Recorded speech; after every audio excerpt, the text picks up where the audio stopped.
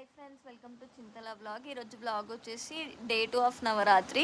ఇది వచ్చేసి మా ఇంటి దగ్గర ఉన్న ఫేమస్ దుర్గమాత టెంపుల్, రైల్వే కోటర్స్ ఉంటుంది అక్కడ ఫేమస్ దుర్గమాత టెంపుల్. ఇక్కడ వచ్చిన వాళ్ళందరూ కాలు కడుక్కోగానే పసుపు పెట్టుకుంటారు అనమాట.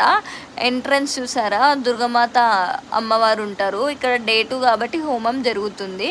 ఎంతమంది పబ్లిక్ ఉన్నారు కదా, ఎవరికి ఇబ్బంది కలగకుండా మంచిగా సేఫ్టీ ప్రికాషన్స్తోని పూజ అనేది జరిపిస్తారు. ఇక్కడ నలుగురు పంతులు ఉంటారు.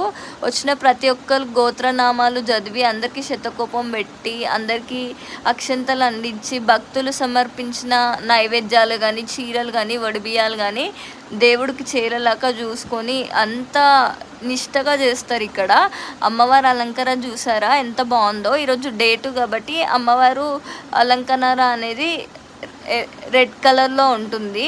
ఇక్కడ పంతులు గారు బియ్యం పోస్తున్నారు కదా.